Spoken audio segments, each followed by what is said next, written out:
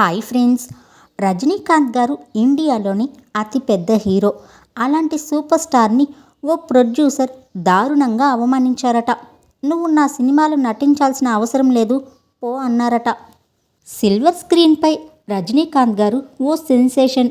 ఆయన క్రియేట్ చేసిన రికార్డ్స్ ఏ హీరోకి సాధ్యం కానివి. స్టైల్ ఐకన్గా ఒక ట్రెండ్ సెట్ చేశారు. వృత్తిరీత్యా కండక్టర్ అయిన రజనీకాంత్ గారి మిత్రుడు సలహా మేరకు నటన వైపు అడుగులు వేశారు. చెన్నై వచ్చి యాక్టింగ్ స్కూల్లో జాయిన్ అయ్యారు. లెజెండరీ డైరెక్టర్ కె బాలచందర్ గారు రజనీకాంత్ గారికి మొదటి అవకాశం ఇచ్చారు. 1975లో రిలీజ్ అయిన అపూర్వ రాగంగల్ చిత్రంతో సిల్వర్ స్క్రీన్కి పరిచయమయ్యారు. కెరీర్ బిగినింగ్లో విలన్, సపోర్టింగ్ రోల్స్ కూడా చేశారు. పాత్ర ఏదైనా తన మార్క్, మేనరిజంతో రజనీకాంత్ ఆకట్టుకునేవారు. రజనీకాంత్ గారు హీరోగా మొదట చేసింది తెలుగులోనే. చిలకమ్మ చెప్పింది అనే మూవీలో పూర్తి స్థాయి హీరో రోల్ చేశారు. అంచెలంచెలుగా ఎదుగుతూ వచ్చారు.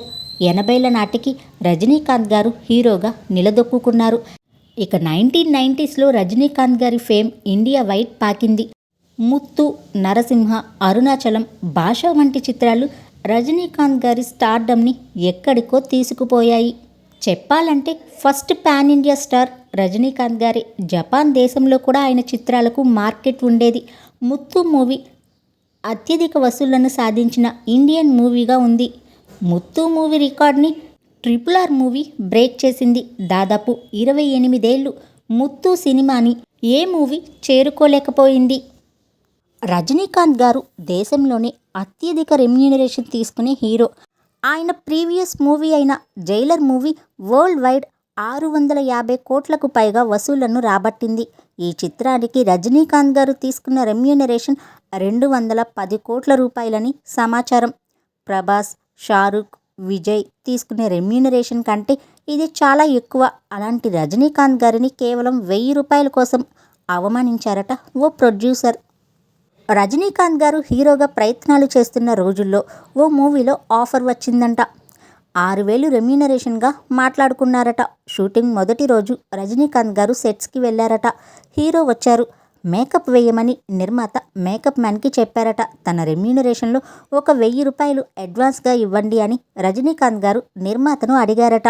వెంటనే రజనీకాంత్ మీద ఆ నిర్మాత ఫైర్ అయ్యారట. అడ్వాన్స్ ఇస్తే కానీ మేకప్ వేసుకోను అన్నంత పెద్ద స్టార్వా నువ్వు, ఈ సినిమాలో నీకు ఛాన్స్ లేదు, వెళ్ళిపో అని తీవ్రంగా అవమానించారట. రజనీకాంత్ ఏం మాట్లాడకుండా అక్కడి నుండి వెళ్ళిపోయారట. పట్టుదలతో రజనీకాంత్ గారికి వచ్చిన ప్రతి పాత్ర చేస్తూ నటుడిగా నిరూపించుకుని స్టార్ హీరో అయ్యారు. కెరీర్ బిగినింగ్లో సూపర్ స్టార్కి కూడా అవమానాలు తప్పలేదు.